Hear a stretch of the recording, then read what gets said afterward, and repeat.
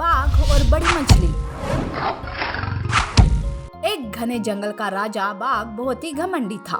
अपनी प्रजा की रक्षा करने के बजाय वो उन पर ही सितम करता था। घमंड भी उसे इतना था कि किसी से वो सीधे मुंह बात भी नहीं करता था। बेचारे जानवर अपना दुखड़ा किसे सुनाते। ऐसे में एक दिन बाघ हिरन का पीछा करते करते तालाब के किनारे आ जाता है। अब कहाँ जाओगी? बड़ा भगाया तुमने। अब मुझसे तुम्हें कोई नहीं बचाएगा।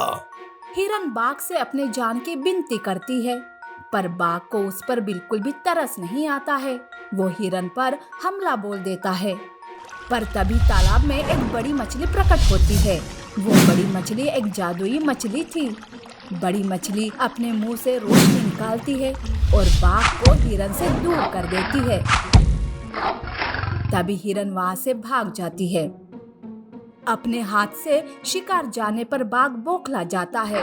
तब बड़ी मछली कहती है, अरे ओ बाघ, तुम कैसे राजा हो इस जंगल के?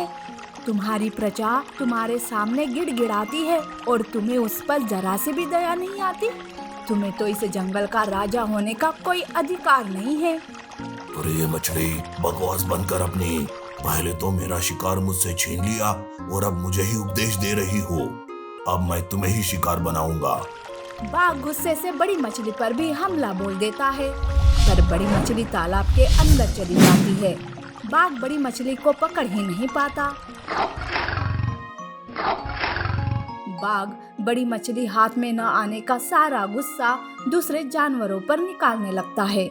ऐसे में एक दिन बाघ सूअर का सड़ा हुआ मांस खा लेता है और उस वजह से उसकी तबीयत बहुत ही खराब हो जाती है।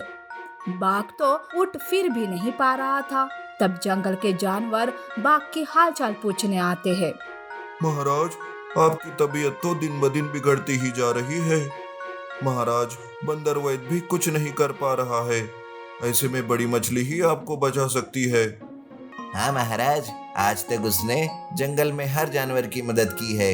वैसे भी अब दवा नहीं, जादू की ही जरूरत है आपको। अरे चुप कर बंदर, तुम सब यहाँ से चले जाओ। बड़ी मछली मेरी सबसे बड़ी दुश्मन है और तुम कहते हो कि मैं उसी की मदद लूं। निकल जाओ यहाँ से। बाघ गुस्से से जोर की दहाड़ लगाता है। घमंडी राजा प्रजा की एक नहीं सुनता है। बेचारे जानवर वहां से बड़े मछली के पास चले जाते हैं और बाघ की तबीयत के बारे में बताते हैं। वाह, जिस राजा को तुम्हारी कभी परवाह नहीं हुई, आज तुम सब उसी के लिए कितने चिंतित हो। तुम्हारी जैसी प्रजा मिलना तो सौभाग्य की बात है, पर ये बाघ को कब समझेगा। और वैसे भी मैं बाघ के पास नहीं जा सकती ना। कुछ दिन ऐसे ही बीत जाते हैं। बाघ की तबीयत में कोई सुधार आने के बजाय तबीयत और भी बिगड़ने लगती है।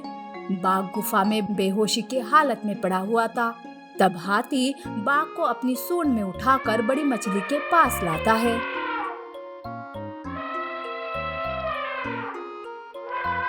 बाकी के सारे जानवर भी वहां आ जाते हैं।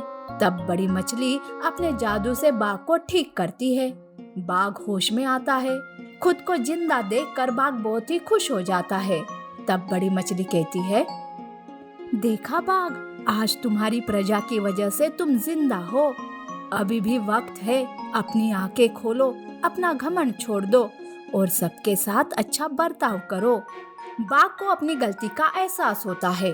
बाघ सबसे माफी मांगता है और कहता है, सच में मेरी प्रजा बहुत ही अच्छी है। मुझे उम्मीद है कि तुम सब मुझे माफ कर दोगे और हाँ, मैं भी तुम सबकी रक्षा करने का वादा करता हूँ। इस तरह से बड़ी मछली के जादू और जानवरों के प्यार की वजह से बाघ का घमंड चकनाचूर हो जाता है। अब बाघ सबसे मिलजुल कर रहने लगता है और बड़ी मछली भी मुसीबत में सबकी मदद करते रहती है। नीति: हमें कभी भी घमंड नहीं करना चाहिए। सब बराबर होते हैं, ना कोई बड़ा और ना कोई छोटा। भूखा ब्लैक पैंथर और गोल्डन एलिफेंट। एक बार की बात है, एक जंगल में एक काला चीता भूख के मारे इधर उधर घूम रहा था। भोजन ढूंढते ढूंढते काले चीते को काफी वक्त हो गया था, पर उसे अभी तक कोई शिकार नहीं मिला था। वो थका हारा एक तालाब के पास जाकर मन ही मन सोचता है, शिकार ढूंढते ढूंढते मेरी तो हालत ही खराब हो गई। अगर मुझे शिकार नहीं मिला तो मेरी पत्नी मेरे सिर पर डंडा मार मार के मेरा जीना हराम कर देगी। यूं काला चीता सोच ही रहा था कि उसकी नजर वहीं पास में पानी पीने आए एक सूअर पर पड़ती है। काला चीता सूअर को देखकर खुश हो जाता है। चलो, भगवान ने आखिरकार मेरी सुन ही ली, अब मैं इस सूअर का शिकार करूंगा। ये सोचकर वो सूअर पर हमला करने ही वाला था कि सूअर तुरंत बहुत तेजी से वहां से भाग निकलता है। काला चीता भी उसके पीछे पीछे भागता है। सूअर बचकर भाग जाता है। काला चीता भागते भागते एक कांटों भरे गड्ढे में गिर जाता है। ओए माँ, ये क्या हो गया? कोई मेरी मदद करो, मुझे इस कांटों भरे गड्ढे से बाहर निकालो। लगता है आज का दिन ही खराब है। एक तो शिकार नहीं मिला, ऊपर से कांटों भरा ये गड्ढा। ओए माँ। यूं काला चीता मदद के लिए चिल्ला ही रहा था कि तभी उधर से एक सुनहरा हाथी गुजरता है। वो काले चीते की आवाज सुनकर कहता है, लगता है काला चीता मुसीबत में है, मुझे उसकी मदद करनी होगी। ये सोचकर सुनहरा हाथी तुरंत काले चीते के पास जाता है। काला चीता सुनहरे हाथी को देखकर कहता है, दोस्त, मेरी मदद करो, मुझे इस कांटों भरे गड्ढे से बाहर निकालो। परेशान ना हो दोस्त, मैं अभी तुम्हें इस गड्ढे से बाहर निकालता हूँ। ये कहकर सुनहरा हाथी काले चीते को उस कांटों भरे गड्ढे से बाहर निकालता है।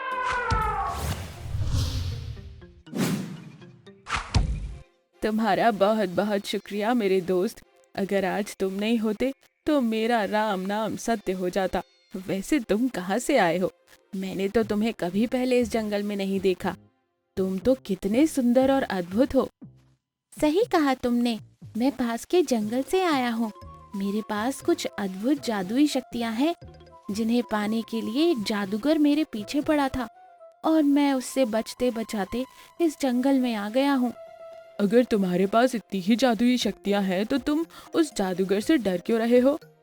दोस्त, मैं अपनी शक्तियों का इस्तेमाल अपने लिए नहीं कर सकता, और हाँ, तुम मुझसे वादा करो कि मेरी जादुई शक्तियों के बारे में तुम किसी को कुछ नहीं कहोगे। दोस्त, मैं वादा करता हूँ कि यह बात मैं किसी को नहीं बताऊंगा। वैसे दोस्त, मैं और मेरी पत्नी बहुत भूखे थे। आज सुबह से मुझे कोई शिकार नहीं मिला। सुनहरा हाथी अपनी जादुई शक्तियों से काले चीते के लिए ढेर सारा भोजन लाता है। ये देखकर काला चीता खुश हो जाता है। वो सुनहरे हाथी का धन्यवाद करता है और वहां से सारा भोजन लेकर उसकी पत्नी के पास जाता है। काले चीते की पत्नी इतना सारा भोजन देखकर खुश हो जाती है और वो काले चीते से कहती है, तुमने अकेले इतना शिकार कैसे किया? काला चीता अपनी पत्नी को जादुई सुनहरे हाथी के बारे में बताती है। ये सुनकर उसकी पत्नी कहती है, अरे वाह, जादुई शक्तियों वाला सुनहरा हाथी। कल से तुम्हें शिकार करने की कोई जरूरत नहीं, तुम रोज उस जादुई हाथी से भोजन मांग लेना। काला चीता ऐसा ही करता है। वो रोज सुनहरे हाथी से भोजन मांगने जाता।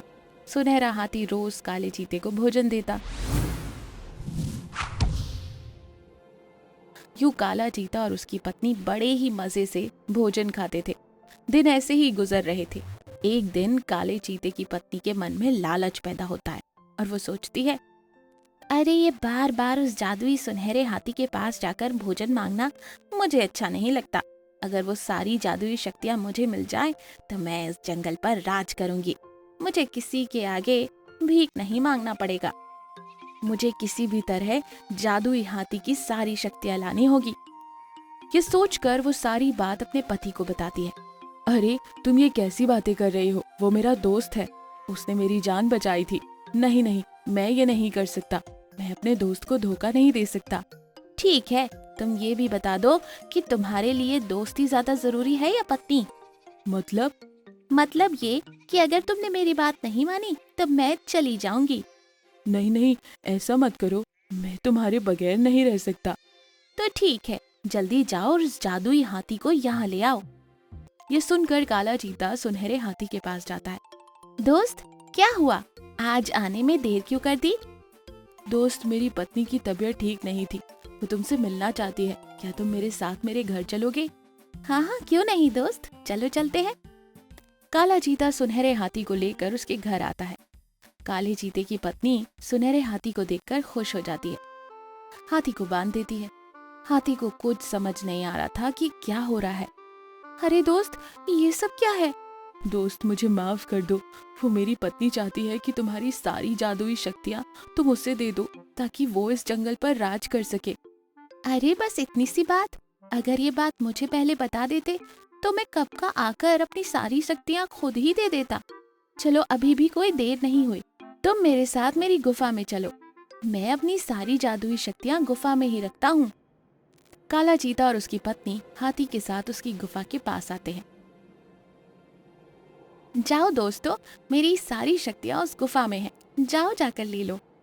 काला चीता और उसकी पत्नी न आगे सोचते हैं और न पीछे, वो दोनों सीधे गुफा में भागते हैं और इधर हाथी अपनी जादुई शक्तियों से उस गुफा को बंद कर देता है। काला चीता और उसकी पत्नी भूख और प्यास के मारे गुफा में ही मर जाते हैं।